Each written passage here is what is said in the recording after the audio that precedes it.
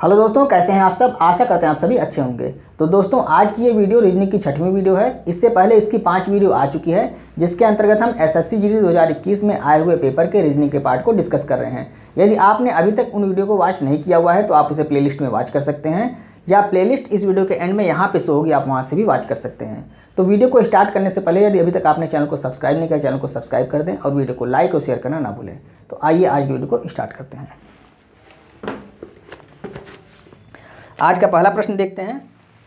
प्रश्न यहाँ पे दिया जा रहा है। पहले प्रश्न में आपको केवल फिगर दिया हुआ है, उसको देखना है, और प्रश्न कह रहा है उस विकल्प का चयन करें जो दी गई आकृति में अंतर्निहित नहीं है। तो यहाँ पर यह आकृति आपको दी गई है और इसके 4 ऑप्शन आपको दिए गए हैं। उन चारों ऑप्शन में कौन सी ऐसी आकृति है जो इसमें अंतर्निहित नहीं है, ये आपको ज्ञात करना है। तो आप ऑप्शन नंबर ए देखिए। तो ऑप्शन नंबर ए ही आपका यहाँ पे दिख जा रहा है, क्योंकि ऑप्शन नंबर ए में यहाँ पे जो आकृति आपकी बनी हुई है, नीचे वाली आकृति, यहाँ पर भी आपका ऑप्शन नंबर ए में एक्स्ट्रा ऐड कर दिया है। और हमसे पूछ क्या रहा है, हमसे पूछ रहा है कि कौन सी आकृति अंतर्निहित नहीं है। तो ऑप्शन नंबर ए आपका यहाँ पे राइट आंसर हो जाएगा। ए वाली आकृति में यह पार्ट आपका एक्स्ट्रा दे दिया है। आइए दूसरा प्रश्न देखते हैं। दूसरे प्रश्न में कह रहा है शब्दों के उस समूह का चयन कीजिए जो दिए गए वेन आरेख द्वारा सर्वोत्तम ढंग से प्रदर्शित होता है। अब ए ऑप्शन आपका दिया हुआ, आप यहाँ से ऑप्शन देख सकते हैं। ए ऑप्शन दिया हुआ है मक्का, चावल और भोजन। तो भोजन में आपका मक्का और चावल दोनों आ सकता है। तो आपका यहाँ पे जो दिया हुआ है, 2 एक में आएगा और एक एकदम अलग होगा। तो उस तरह का ऑप्शन आपको यहाँ पे ढूंढना है। बी ऑप्शन देखिए, चमेली, फूल और अंडे। अब फूल में आपका चमेली आ जाएगा। तो मान लीजिए अगर फूल है तो फूल में आपका ये चमेली आ जाएगा, लेकिन अंडा इन दोनों से एकदम डिफरेंट है। तो आपको क्या ढूंढना है कि कौन सा सर्वोत्तम ढंग से प्रदर्शित होता है। तो आपका ऑप्शन नंबर बी ही राइट हो जाएगा, क्योंकि यहाँ पे जो वेन आरेख बनाया गया है वो इस पर पूरी तरह से फॉलो कर रहा है। चमेली, फूल और अंडे, तो अंडा एकदम अलग हो गया और चमेली फूल के अंदर आ गया। तो ऑप्शन नंबर बी आपका राइट आंसर हो गया। आइए तीसरा प्रश्न देखते हैं। तीसरा प्रश्न आपका ओपन डाइस से संबंधित प्रश्न है। प्रश्न कह रहा है दी गई शीट को मोड़कर एक घन बनाया जाता है। इस प्रकार निर्मित घन में अक्षरों का उनमें से कौन सा युग्म एक दूसरे के विपरीत फलकों पर मौजूद होगा। तो यहाँ पे आपको ओपन डाइस एक दिया हुआ है, आपको देखना है कि कौन सा फलक विपरीत फलक पर होगा। तो हमने आपको बताया था टी का विपरीत क्या होता है, एस हो जाएगा, यानी कि यहाँ एक हम छोड़ देंगे। टी का विपरीत क्या हो जाएगा, एस हो जाएगा। अब यहाँ क्यू को देखेंगे तो क्यू का विपरीत क्या हो जाएगा, यू हो जाएगा। बाकी ये दोनों बचे तो ये दोनों भी आपस में क्या हो जाएंगे, विपरीत हो जाएंगे। तो यहाँ पर देख लीजिए, टी का विपरीत क्या हो जाएगा, एस हो जाएगा, क्यू का विपरीत क्या हो जाएगा, यू हो जाएगा, और पी का विपरीत हो जाएगा आर। अब आप देख लीजिए, कह रहा है विपरीत फलकों पर मौजूद होगा। तो कौन सा विपरीत फलक पर मौजूद होगा, तो यहाँ दिखा हुआ है यस और आर। तो यस और आर ये दोनों एक ही तरफ हैं। पी और क्यू ये भी नहीं होगा। क्यू और यू यही आपका ऑप्शन नंबर सी वाला राइट आंसर हो जाएगा। क्यू और यू ये एक दूसरे के क्या हैं, विपरीत फलक हैं। तो तीसरे प्रश्न का ऑप्शन नंबर सी आपका राइट आंसर हो गया। आइए नेक्स्ट प्रश्न देखते हैं। चौथा प्रश्न देखते हैं। चौथा प्रश्न कह रहा है कुल्हाड़ी का काटने से वही संबंध है जो छलनी का है। किससे होगा, तो छलनी का छानने से हो जाएगा। तो ऑप्शन नंबर ए आपका राइट आंसर हो गया यहाँ पे। पांचवा प्रश्न देखते हैं। पांचवा प्रश्न कह रहा है दिए गए विकल्पों में से उस संख्या का चयन करें जो निम्नलिखित श्रृंखला में प्रश्नवाचक चिन्ह के स्थान पर आ सकती है। तो यहाँ पर एक श्रृंखला दी गई है 27, 32, 42, 57, 77। यहाँ पे आपको ज्ञात करना है। तो यहाँ पे अंतर निकाल लीजिए, 27 और 5 32, 32 और 10 42। यहाँ पे आप देख लीजिए तो यहाँ पे आपका कितना आ जाएगा, तो 5 आ गया और 1 15 आ गया। यहाँ पे देखिए 20, तो 5 10 15 20, तो यहाँ क्या हो जाएगा, 25 ऐड हो जाएगा 77 में। तो 7 5 12 कितना हो गया, 7 5 12 का 2 और 7 2 9 और 1 10, कितना हो गया, 102। ऑप्शन नंबर कौन सा राइट हो जाएगा, ऑप्शन नंबर बी आपका राइट आंसर है। छठवां प्रश्न देखते हैं। छठवां प्रश्न कथन और निष्कर्ष से संबंधित प्रश्न है। तो कथन कह रहा है कुछ ट्रॉली बैग बैकपैक हैं। कुछ ट्रॉली बैग बैकपैक हैं। तो यहाँ पे आप बना लीजिए, ये ट्रॉली बैग हो गए और ये आपका बैकपैक। कुछ का फिगर इसी तरह से बनेगा। तो ये आपका क्या हो गया, ट्रॉली बैग और ये बैकपैक। बैकपैक आगे क्या कह रहा है, कुछ बैकपैक सूटकेस हैं। तो कुछ का फिगर फिर से इस तरह से बनेगा, ये हो गया सूटकेस। सूटकेस हो गया। आगे कह रहा है सभी सूटकेस बैग हैं। अब सभी सूटकेस जो हैं ये क्या है, ये पूरे के पूरे क्या हैं, ये बैग हैं, ये बैग हो गया। अब निष्कर्ष दे रहा है कम से कम कुछ बैकपैक बैग हैं, तो कम से कम कुछ बैकपैक बैग हैं, बैग पूरा यहाँ तक है, तो ये ऑप्शन निष्कर्ष जो है पहला आपका राइट हो गया। दूसरा निष्कर्ष देखिए क्या कह रहा है, कुछ बैग सूटकेस हैं, कुछ बैग सूटकेस हैं, तो कुछ भाग बैग का क्या है, सूटकेस है, तो ऑप्शन निष्कर्ष आपका दूसरा भी राइट हो गया। तो ऑप्शन कौन सा सही हो जाएगा, 1 और 2 निष्कर्ष दोनों आंसर करते हैं, ऑप्शन नंबर बी आपका राइट आंसर हो जाएगा। यहाँ पे दोनों निष्कर्ष जिसमें आंसर कर रहे हैं वही ऑप्शन आपका राइट हो जाएगा। आइए 7वां प्रश्न देखते हैं। 7वें प्रश्न में भी आपको क्या करना है, सिर्फ फिगर देखना है। अब यहाँ पे देखिए ये फिगर बना हुआ है, दिए गए विकल्पों में से उस आकृति का चयन करें जो निम्नलिखित श्रृंखला में प्रश्नवाचक चिन्ह के स्थान पर आ सकती है। यहाँ पर आपको बताना है यहाँ पर क्या आ सकता है। तो देखिए यहाँ पर ये स्टार थोड़ा सही नहीं बना हुआ है, लेकिन आप समझ लिए स्टार ही है। तो स्टार में क्या है, यहाँ एक लाइन है ऊपर, अब ये लाइन कहाँ चली जाती है, यहाँ चली जा रही है, मतलब यहाँ आ जा रही है। अब उसके बाद फिर लाइन कहाँ आ रही है, यहाँ आ रही है, मतलब यह लाइन किस तरह से घूम रही है, ये आपकी क्लॉकवाइज घूम रही है। और यहाँ पर ये जो अंदर एक लाइन है यहाँ है, दूसरी बार यहाँ आ जा रही है देखिए, और तीसरी बार यहाँ आ जा रही है, मतलब यह जो अंदर वाली लाइन है वो क्या घूम रही है, वो एंटी क्लॉकवाइज घूम रही है। बाहर वाली लाइन क्लॉकवाइज और अंदर वाली लाइन एंटी क्लॉकवाइज घूम रही है। तो यहाँ पर आप स्टार बनाइए, ये आपका स्टार हो गया, मतलब ऐसे बन गया, आप समझ लीजिएगा। अब ये स्टार है। अब यहाँ पर देखिए ये वाली लाइन कहाँ आ जाएगी, अब ये वाली लाइन यहाँ आ जाएगी, मतलब यहाँ आ जाएगी, और बीच वाली लाइन पहली बार यहाँ थी, उसके बाद यहाँ आई, तीसरे में यहाँ आई, चौथे में कहाँ आ जाएगी, यहाँ आ जाएगी। तो ये वाला फिगर आप देख लीजिए कौन से ऑप्शन में है। तो ऑप्शन नंबर ए में ही आपका ये फिगर दिख जा रहा है, मतलब ऑप्शन नंबर ए आपका राइट आंसर हो गया। ऑप्शन नंबर ए में ही यह फिगर दिख जा रहा है, बाकी और कोई भी ऑप्शन आपका राइट आंसर नहीं होगा। तो आइए 8वां प्रश्न देखते हैं। 8वां प्रश्न देखते हैं। 8वां प्रश्न कह रहा है यदि दर्पण को निम्न आकृति के अनुसार पी क्यू पर रखा जाता है तो दिए गए संयोजन का दर्पण में निर्मित सही प्रतिबिंब चयनित करें। तो यहाँ पर दिया हुआ है आपको EMPHASIS, ये दिया हुआ, इसका दर्पण प्रतिबिंब आपको बनाना है। तो कैसे बनेगा, ये सिरा नज़दीक है तो यहाँ पर भी नज़दीक हो जाएगा, इस तरह से बन जाएगा। आई का आई ही रहेगा, एस का फिर से इस तरह से हो जाएगा, ए का ए ही रहेगा। अब आप इतना करने के बाद ऑप्शन भी आप देखते चलिए। आप ऑप्शन में देखिए तो ऑप्शन में आपका 2 ऑप्शन में यस यस दिया हुआ है, लेकिन ए वाले ऑप्शन में आपका यहाँ आई है और सी वाले ऑप्शन में आपका क्या है, ए है। तो ऑप्शन नंबर ए आपका राइट आंसर हो गया। आप टिक करके आगे बढ़ जाइए। आइए 9वां प्रश्न देखते हैं। 9वां प्रश्न कह रहा है उस विकल्प का चयन कीजिए जिसका तीसरे पद से वही संबंध है जो दूसरे पद का पहले पद से है। तो सबसे पहले आप कोडिंग कर लीजिए, 2, 1, 3 और 11, यहाँ पे आपका 26, 3 और ये आपका 1 और यहाँ पे 13, 18, 5, 1 और ये आपका 18। अब यहाँ देखिए 2 है, यहाँ 26 हो गया, मतलब माइनस हो गया। कितना माइनस होगा, तो -2 हो गया। यहाँ पर 1 है, 3 हो गया, +2 हो गया। यहाँ पर देखिए 3 है, 1 हो गया, मतलब -2 हो गया। और यहाँ पे 11 था, 13 हो गया, +2 हो गया। तो plus minus plus minus plus कर रहा है, और 2 एक बार जोड़ रहा है, एक बार घटा रहा है। यहाँ देखिए 18 है, तो 18 से आप क्या करेंगे, 2 माइनस करेंगे पहले। तो 2 माइनस हो गया, कितना हो जाएगा आपका, तो 16 हो गया। 16 किसका होता है, पी का होता है। ऑप्शन आप देखते चलिए, पी ऑप्शन 2 ही ऑप्शन में है, बी में और सी में। आगे देख लीजिए, एक में वाई दिया हुआ है, एक में जी दिया हुआ है, बस एक और निकाल लीजिए आप। यहाँ पर क्या करना है, 5 और 2 7, 7 किसका होता है, जी का होता है। पीजी आपको मिल गया, और पीजी आपका एक ही ऑप्शन में दिख रहा है, ऑप्शन नंबर सी में। तो आप इसको टिक करके आगे बढ़ जाइए। ऑप्शन नंबर सी आपका राइट आंसर है 9 का। अब आइए 10वां प्रश्न देखते हैं। 10वां प्रश्न कह रहा है 4 अक्षर समूह दिए गए हैं जिनमें से 3 किसी प्रकार से समान हैं और 1 उनसे असंगत है। उस असंगत अक्षर समूह का चयन करें।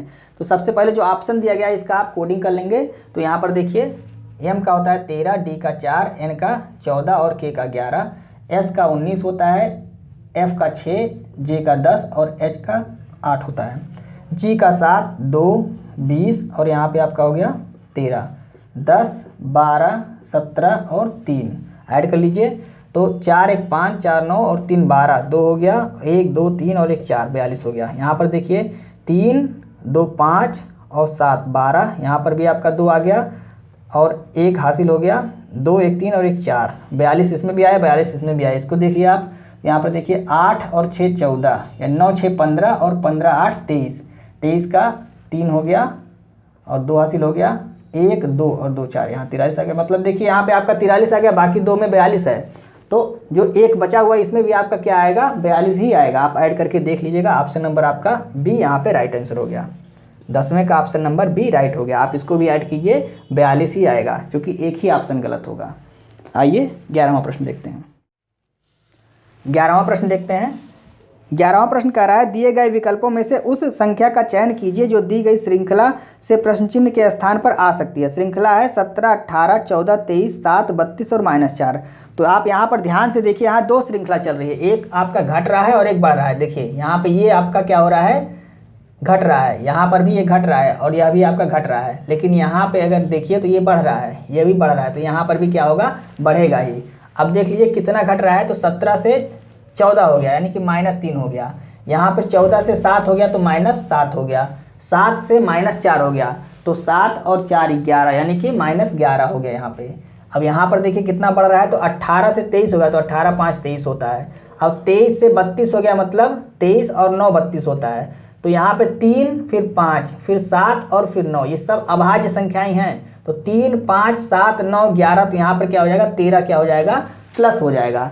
13 प्लस किस में होगा, इस 32 में। तो 3 2 5 और 3 1 4, यानी कि कितना आ गया आपका, 45। ऑप्शन नंबर कौन सा सही है, ऑप्शन नंबर डी आपका राइट आंसर है। आइए 12वां प्रश्न देखते हैं। 12वां प्रश्न कह रहा है, दिए गए विकल्पों में से उस अक्षर समूह का चयन करें जो निम्नलिखित श्रृंखला में प्रश्नवाचक चिन्ह के स्थान पर आ सकती है। तो कोडिंग कर लीजिए। सबसे पहले यहाँ क्या लिखा हुआ था, JB, और यहाँ पे L और Z, यहाँ पे Z था।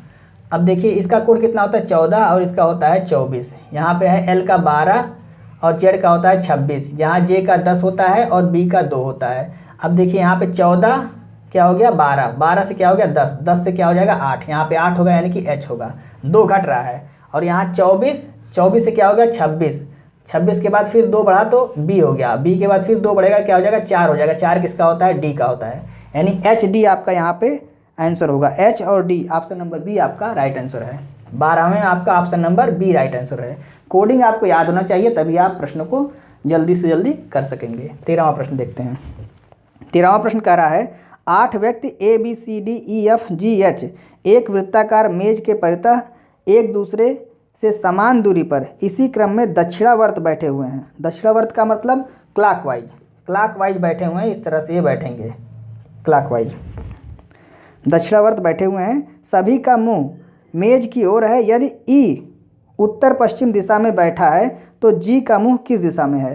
तो यहाँ पर देखिए एक गोल मेज बना लेते हैं, और यहाँ पे 1 2 3 4 5 6 7 8 व्यक्ति बैठे हुए हैं। अब कह रहा है प्रश्न में आपका कि G जो है, E उत्तर पश्चिम दिशा में बैठा हुआ है। तो उत्तर आपका ये है, पश्चिम ये है, और E कहाँ बैठा हुआ है, यहाँ पर बैठा हुआ है। और बैठाना कैसे है, दक्षिणावर्त बैठे हुए हैं, मतलब इस तरह से आपको बैठाना है।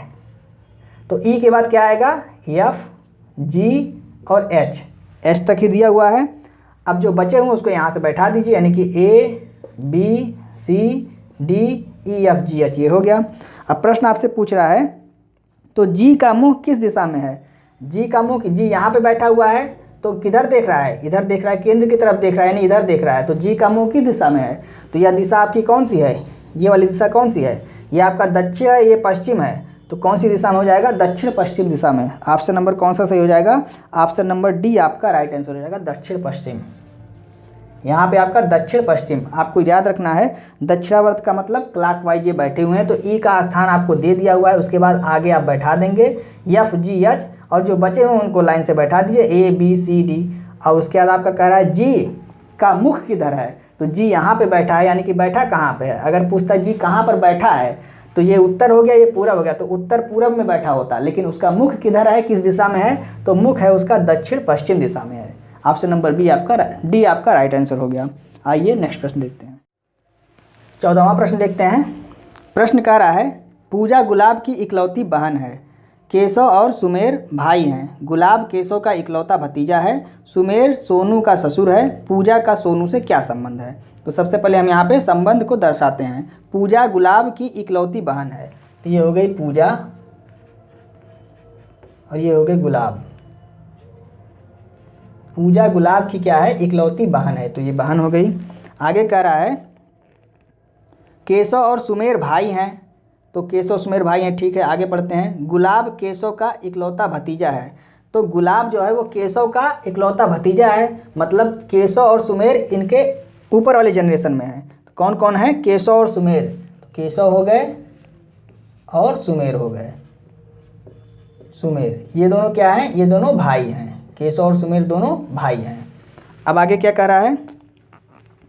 गुलाब केशव का इकलौता भतीजा है, तो गुलाब जो है वो केशव का इकलौता भतीजा है। इनका क्या है? ये भतीजा है। यहाँ पर लिख लीजिए आप भतीजा।